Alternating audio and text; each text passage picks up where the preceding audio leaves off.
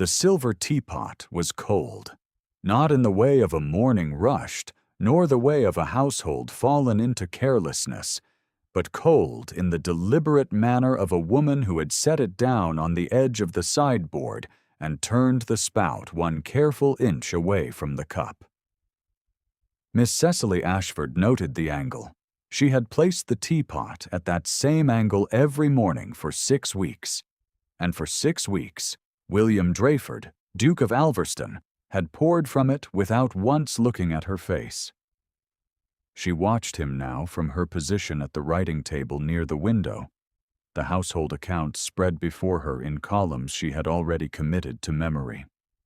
His back was to her. He stood at the sideboard in his navy tailcoat, the brass buttons catching the thin December light, his broad shoulders rigid with whatever private preoccupation kept him from speaking more than 12 words to the woman who ran his household. He poured. He drank. He set the cup down with a small, precise click that had become, for Cecily, the sound of a clock ticking toward something she had not yet decided whether to call justice or deliverance. She had not taken the position of housekeeper at Alverston House to wait tables. She had taken it to wait for something else entirely.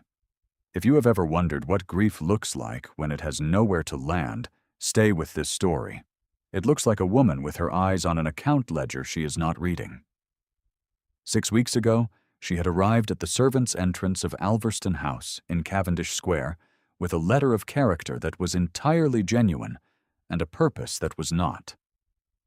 She had arrived as Miss Hartley, the name her mother had used before the marriage that had first lifted the family. And then, by steps Cecily had mapped with painstaking care over 4 years of inquiries, destroyed it. She had arrived to look for a specific document in a specific room, to take it without force, and to leave. What she had not anticipated was that the household was understaffed, that the previous housekeeper had departed 3 days before under circumstances no one would explain to her, and that she would be offered the position before she had so much as removed her bonnet. She had accepted because she could not yet afford to leave. The 4 years between her father's death and the morning she presented herself at the servants' entrance of Alverstone House had been years of methodical inquiry and very small rooms.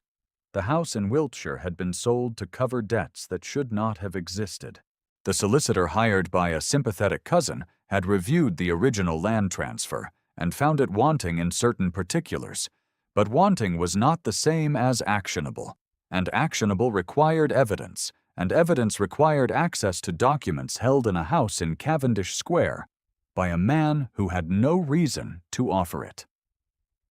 Cecily had spent those 4 years learning to be patient in the way that people learn to be patient when there is no alternative, which is to say, completely and without comfort. She had rented 2 rooms in Bath from a clergyman's widow and given lessons in French and pianoforte to daughters of families who treated her with the careful courtesy one extends to a woman who has come down in the world and about whom one is not quite certain whether to feel superior or sympathetic.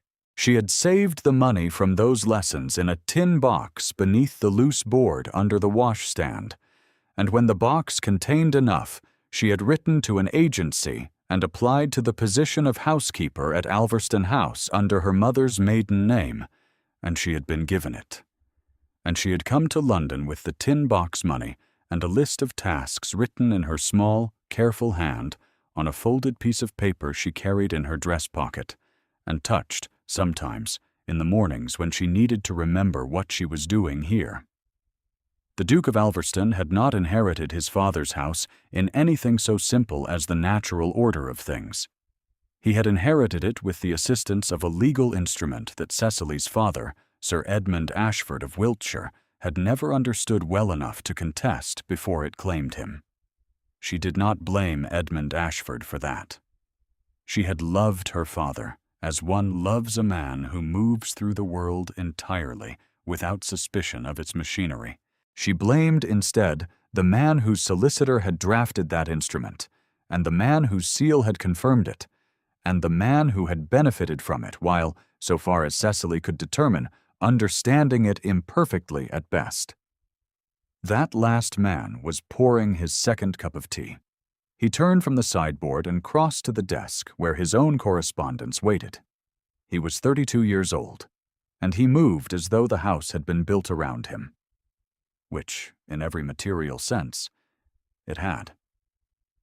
She had learned the contours of his stillness across 6 weeks of mornings, the faint crease between his brows that deepened when the post brought something unpleasant, the way he set his cup down to his left and forgot about it, the way he stood at the window before the household was fully awake and looked out at the square with an expression that Cecily had catalogued as something between resignation and grief, though she had trained herself not to speculate about its cause. She was not here to understand him. She was here to find the letter her father had written to the late Duke in the autumn of 1806, which had either been lost or kept, and which would demonstrate that Edmund Ashford had transferred a specific interest in the Wiltshire property under duress, rather than freely. It was not a letter that would necessarily overturn a deed. It would, however, be a beginning. "Miss Hartley," said the Duke. She looked up. He had not turned from his correspondence. "The fire in the library needs tending before the solicitor arrives at 10. Please see to it." "Of course, Your Grace," she said. She said it in the voice she had been using for 6 weeks, the voice that was 3 degrees flatter than her natural register, that occupied the precise tonal space of a competent woman who wished to occupy as little of his attention as possible. She had become quite skilled at it. She rose from the writing table, took the household keys from her chatelaine, and left the morning room without hurrying.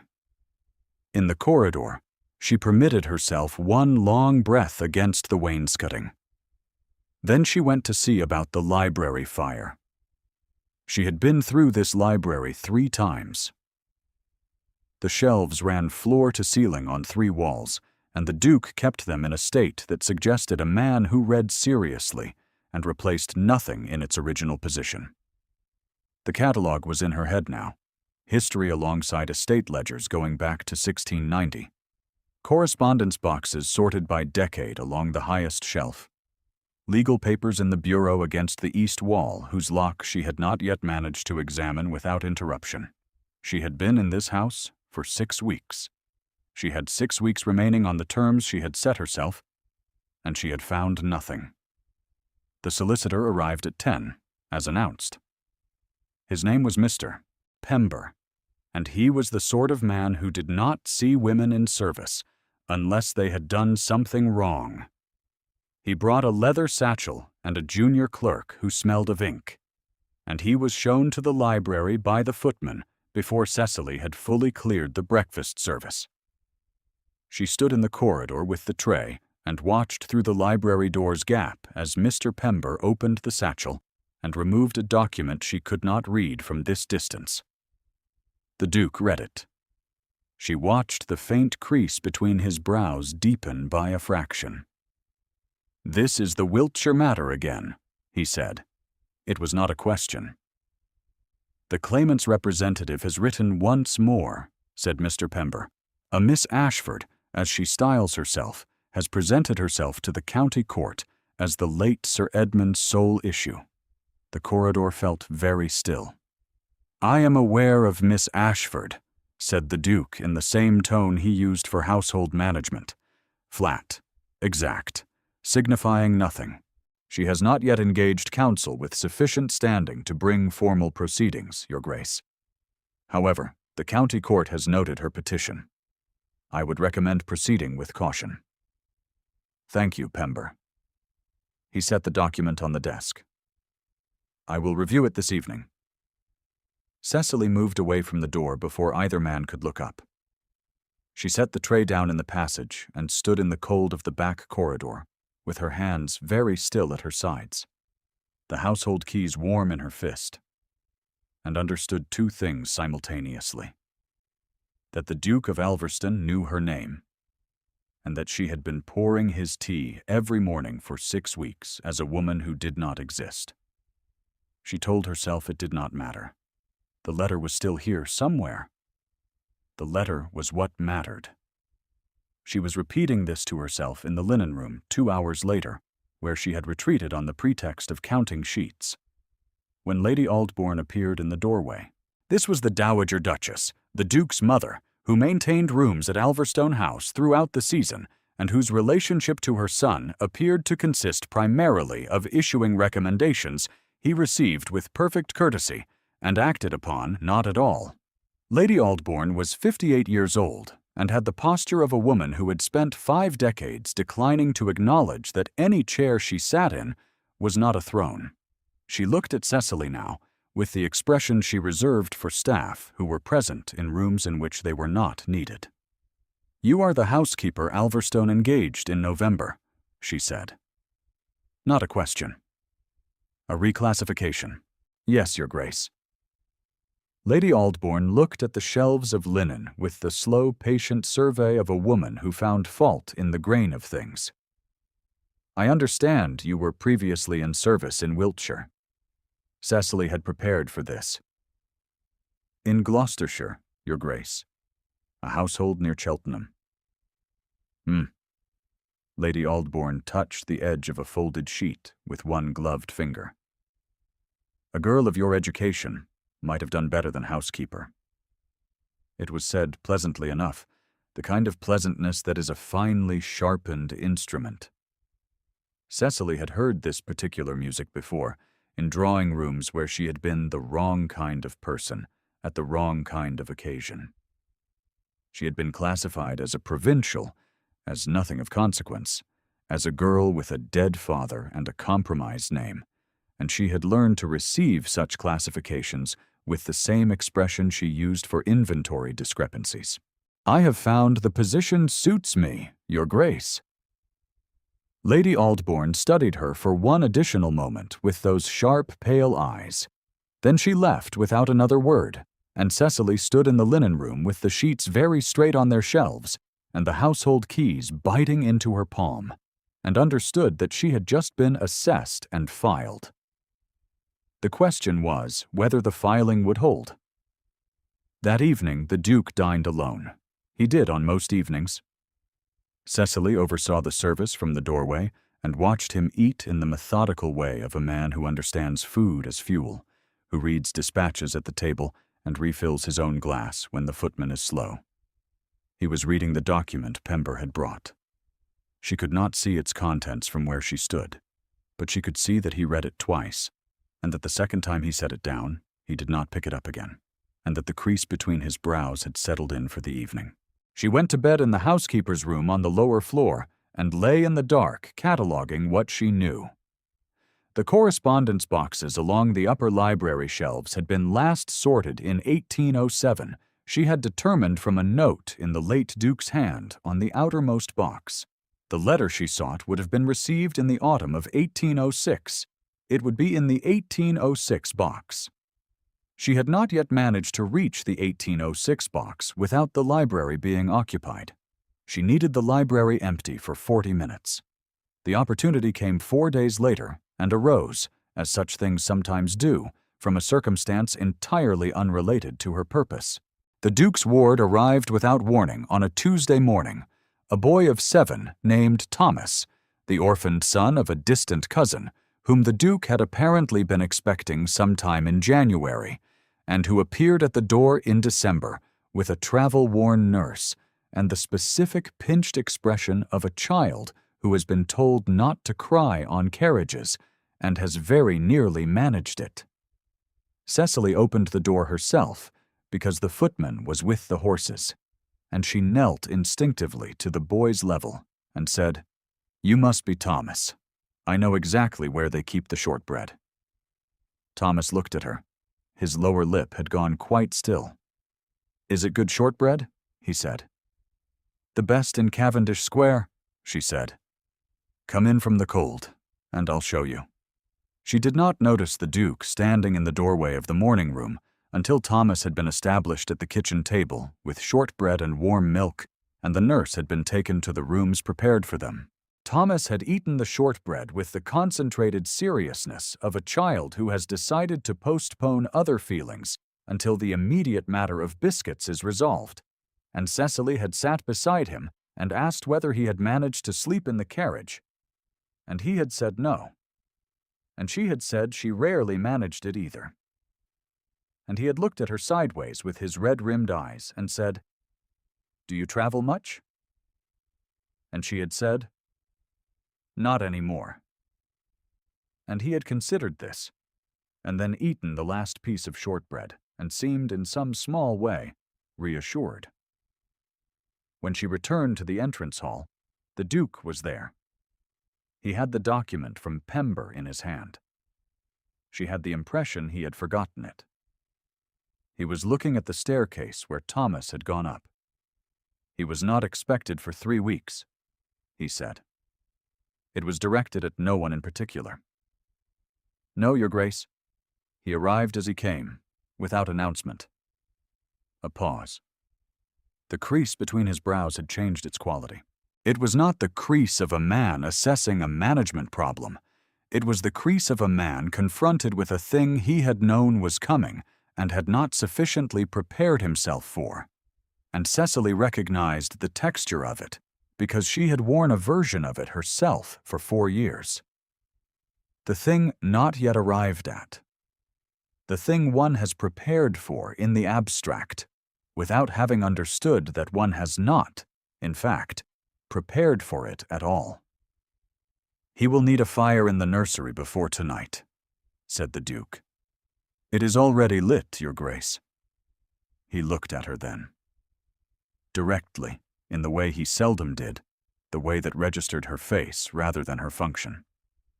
His gray eyes were level and careful, the look of a man deciding whether to say something he had not said, passing through whatever calculation such things required of him, arriving at a conclusion. "Thank you, Miss Hartley," he said.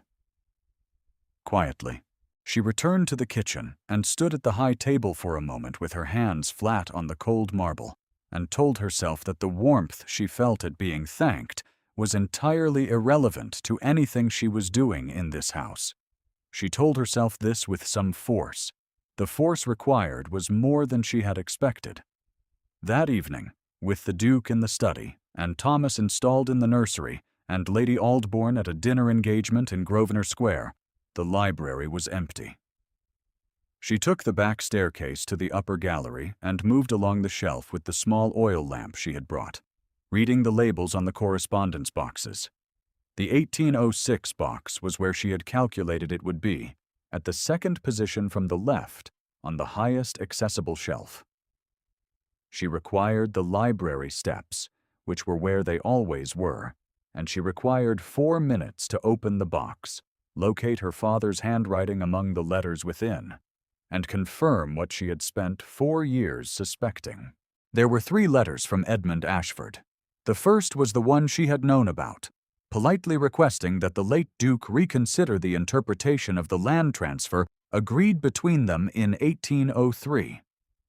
The second was a response she had not seen, in the late Duke's handwriting, acknowledging the correspondence and postponing any meeting for reasons of health.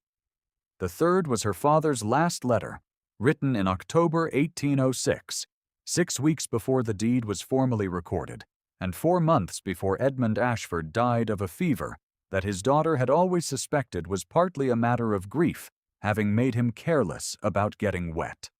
The third letter was not a petition or a negotiation.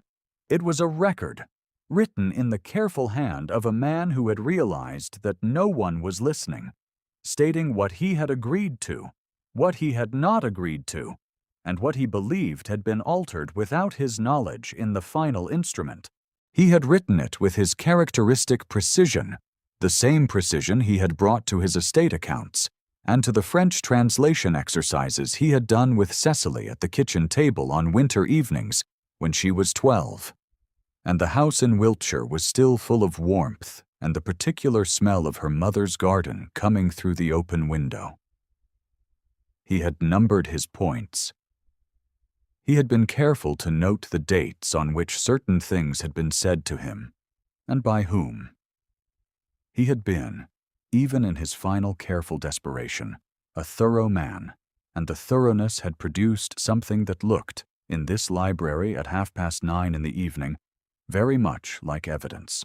Cecily stood beneath the high shelves and read it twice, and her hands did not shake, because she had not let herself believe until this moment that it was real enough to be moved by. And now it was real, and she was very still, and the lamp she was holding made a warm, unsteady circle on the ceiling, and the only sound was the settling of the house and the distant rhythm of her own blood, which had the quality of a clock that has finally come to the number it has been counting toward. She heard a step. She turned. The Duke of Alverston stood at the library door with a candle in one hand and an expression she had not seen on him before. Not coldness, not the managed reserve she had catalogued, but something careful and uncertain. The expression of a man who has arrived at a room he did not intend to arrive at and finds it inhabited. His eyes moved from her face to the open correspondence box on the shelf, to the letters in her hand. The silence between them was the length of a long breath. "Miss Hartley," he said, and then stopped. She did not lower the letters. She had nothing left that required her to pretend. "My name is not Hartley," she said. "It is Ashford. Cecily, Sir Edmund Ashford's daughter." Another silence. Longer. "I know," he said. She had not anticipated that. "You knew." The words were flat. "Not when you arrived. I recognized the name, and then I recognized your face after a fortnight. You have your father's eyes." He set the candle on the table nearest him, with the precise care of a man managing the rate at which a conversation develops. "I said nothing because I was trying to determine what you had come to find. You allowed me to remain. I needed to understand what had been done." She watched him. His face in the candlelight was the face she had been reading for 6 weeks, and she understood now that what she had catalogued as indifference had been, in fact, a different kind of looking. He crossed the room and stood on the other side of the table from her, not crowding, not advancing, not retreating, and said nothing. She laid the 3 letters on the table between them. He looked at them. He did not touch them. He said, "I have been looking for those letters since August." "Why August?" He was quiet for a moment. "My father died in July. Among his private papers there was a note in his own hand that named your father and expressed what I can only describe as remorse. He did not specify its cause. I set Pember to inquire." She thought about her father, writing that final careful letter to a man who had not answered it. She had not expected kindness. She had not prepared for it. She felt it as one feels the first warmth of a fire after a very long, cold journey, without any particular grace, suddenly, and with the awareness that one has been cold for longer than one realized. She looked at the letters. He remained on the other side of the table, still in that careful stillness of his, not advancing, not retreating. The candle on the table threw his shadow up behind him against the shelving and picked out the brass buttons of his coat and the neat white cravat and the faint crease between his brows, and she thought, for the first time, about what it cost a man to stand as still as this one stood. What kind of learning produced it? He said after a moment, "My father's note in July named your father as a man he had wronged. It named him in terms I will not repeat, because they would not serve either of you now." He said enough that I understood what the inquiry would find. He paused. "My father was not, in most respects, a dishonest man. I believe he told himself he had not done anything that could not be unmade. I believe he put off the unmaking until there was no longer anything to unmade." Cecily looked at him. This was the most she had heard him say at one time in 6 weeks of mornings. "When did he die?" she asked. "In July. Quietly. He had been unwell for 2 years. A pause. He left me a note he had written in 1808. He had not sent it to anyone. I think he meant it as a record, the way your father meant his letters. A man's way of writing something down that he cannot yet bring himself to act upon. She understood this.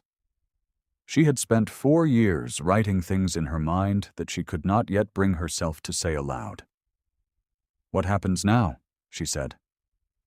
"That depends," he said, "on what you wish to happen." She looked at the letters and thought about what she wished. The wish had been, for 4 years, a clear and specific thing. She had wanted her father's name restored. She had wanted the record corrected. She had not wanted anything that required her to look at this man in candlelight and notice that his gray eyes had the quality of still water above stone, patient and deep and entirely without performance. She had not made any plans for that. If you are still here, listening to a woman standing in a library at 9:30 in the evening, with a candle between her and a duke she has been cataloging for 6 weeks, I believe you know what comes next, even if she did not. Quite yet. The letters were given to Pember the following morning, with instructions. The process was not swift. Nothing in Regency England moved swiftly when it required a solicitor, a county court, and the cooperation of a title in good standing. The Duke of Alverston gave his cooperation without being asked a second time, and when Lady Aldbourne inquired at breakfast what the papers on the study desk represented, he told her plainly, in the tone he used for household management. Lady Aldbourne set her teacup down. "The Ashford girl," she said. Not a question. A reclassification of the kind Cecily had received in the linen room, but moving now in a direction Lady Aldbourne had not intended. "Her father's estate was improperly absorbed," said the Duke. "My father knew it. I intend to correct it. She has been in this house under a false name. She has been in this house under her mother's name. I found nothing false about any other aspect of her conduct." Lady Aldbourne looked at him with her sharp blue eyes and the closed ivory fan held at its measured height, and Cecily, standing at the sideboard with the teapot in her hands, felt the assessment moving across the room the way a cold current moves through warm water. She did not put the teapot down. She held it and met Lady Aldbourne's eyes and said nothing. And after a long moment, Lady Aldbourne looked away and said, "I see," in the tone of a woman who is deciding whether the correction she faces is survivable. It was. Barely. Thomas appeared in the doorway in his dressing gown, wanting to know if there was more shortbread, and the moment was broken in the way that small children break moments, without apology or awareness of what they have dispersed. The Duke looked at the boy. Something shifted in his face. "Come in, Thomas," he said, "and sit down properly." Thomas sat down improperly, which was the only way he knew, and helped himself to a bread roll, and the Dowager Duchess of Alverston looked at the child with an expression that was not warmth, but was something adjacent to it. And Cecily poured the tea and thought that the strange thing about plans made in grief was that they did not leave room for the fact that the things one planned against might also contain, at some depth one had not reached, the shape of something undeserved. The correction of the Wiltshire estate interest was confirmed in late February. Cecily had stayed. This was not, she had told herself, because of anything related to the Duke of Alverston's gray eyes, or the quality of his attention, or the way he had said her name, her real name, in the library that night, with a careful evenness that was the same cadence he used for every other thing he said, but had sounded, in the dark, quite different. She had stayed because the household required managing, and because Thomas required someone who knew where the shortbread was kept, and because there were additional household papers that needed organizing before she could responsibly leave. She told herself this with decreasing conviction through January and into February.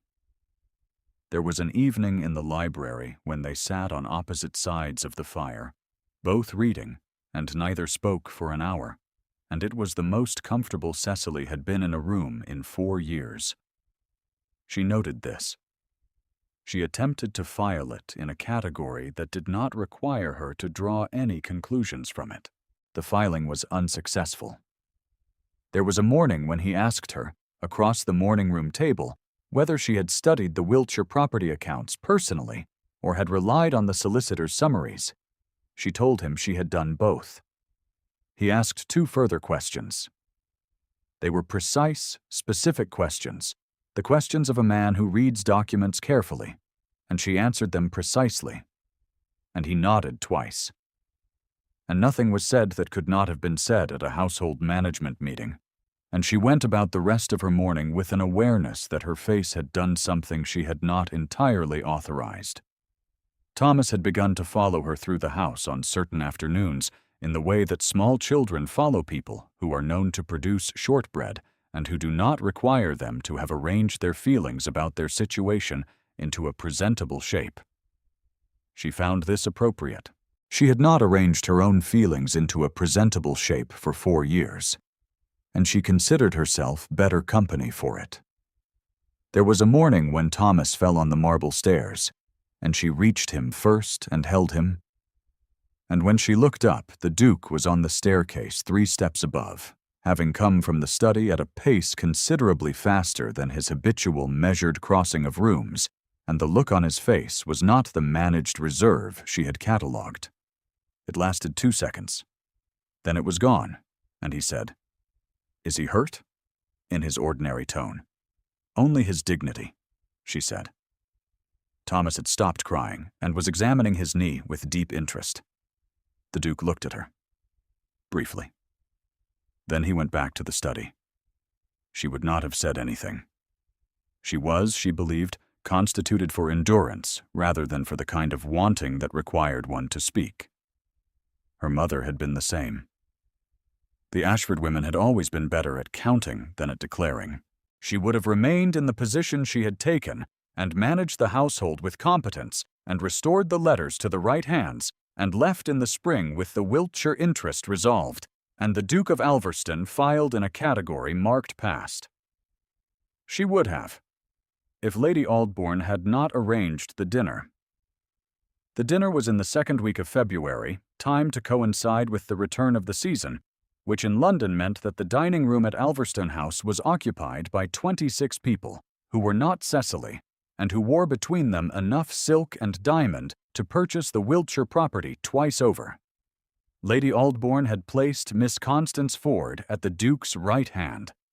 Miss Ford was 22 years old, and the Ford family had been placed at the Duke's right hand at dinners in some form or another since the previous season, which meant that this was not incidental. Cecily ran the service. This was her function. She stood in the passage behind the dining room door and listened through the panel to the murmur of 26 well-fed and well-dressed people being observed by Lady Aldbourne, who sat at her end of the table with the fan at its measured height and the pleased expression of a woman whose script is running on time. Miss Ford laughed at something the Duke said. The Duke said little in response. This was not unusual. What was unusual was that Lady Aldbourne said to the woman on her left, in the carrying tone of someone who has calibrated her volume against the noise of a dining room, "The position wants a mistress with the right understanding of what the house requires. A girl of family." The woman on her left said, "And someone suitably matched, certainly." Lady Aldbourne said, "Yes. It would not do to have the matter indefinitely unsettled. Some women lack the sense to remain in their correct place." Cecily pressed her fingers flat against the dining room door and breathed once, slowly, and understood that the woman being displaced in Lady Aldbourne's reclassification was herself. She withdrew to the kitchen and instructed the footman on the remove, and told Mrs. Crane that the fish course required closer attention to temperature, and went to the housekeeper's room and stood with her hands very still in her lap, and thought about what she was doing and what she had been doing for 4 years, and what, if anything, she had a claim to want. She thought about the list in her dress pocket, the list that had been the whole of her purpose from the day she arrived. She had found what was on the list. She had handed it to the solicitor. She had been given no reason to stay that could be stated plainly to a county court or a household agency or any other practical institution. She had stayed on a set of reasons she had been careful not to examine directly, the way one does not look at a candle directly when one wishes to see what is beside it. She thought about the linen room and Lady Aldbourne's assessments of women who lacked the sense to remain in their correct place, and she thought about 4 years of carefully not wanting anything she could not have, and she thought that the particular cruelty of wanting something one cannot have is that it does not feel like cruelty at first. It feels, at first, like the opening of a window one has kept shut for economy's sake, and the air that comes through is better than expected, and one has a moment of being grateful before one remembers why the window was shut. She heard the dinner end. She heard the carriages called. She heard the house settle around her like a thing breathing. She did not hear the Duke until he stopped at the door of the housekeeper's room and said, "Miss Ashford?" Not Miss Hartley. Her name. She had still not entirely accustomed herself to hearing it from him. She stood. He was standing in the corridor in his evening coat, and he had the expression she had learned to read as the expression he wore when he had decided something and was marshalling the correct order of words for it. "My mother's dinner," he said, "was not intended as a representation of my intentions. I did not assume it was, Your Grace. I am aware of what she said." She looked at him. He was looking at her with the careful gray eyes and the faint crease between his brows, and she thought about 4 years of counting and 6 weeks of pouring, and one evening in a library where she had been both found out and, for the first time in a very long time, seen. "I have a proposal," he said. He said it the way he said everything, level and exact, without preliminary. Not a contractual one. "I am not interested in arrangements of convenience. I wish to ask you to remain in this house not as its manager, but as its mistress, if you would have it, because I find that I have organized my mornings around your presence, and consider that sufficient evidence of a preference I no longer intend to ignore." Cecily looked at William Drayford, Duke of Alverston, for a long, still moment in the corridor. She had made plans for every outcome she had been able to foresee. She had not made plans for this. 12 words or fewer, she said. The crease between his brows shifted. The corners of his mouth moved slightly, in a direction she had never seen them move before. "I would very much like you to stay," he said. 8 words. She thought about her father, who had moved through the world without suspicion of its machinery, and who had still, somehow, managed to love it. She thought about the silver teapot on the sideboard. She thought about Thomas on the stairs and the library at 9:30, and the hour of comfortable silence by the fire that she had been unable to file in any useful category. "Yes," she said. "I will stay."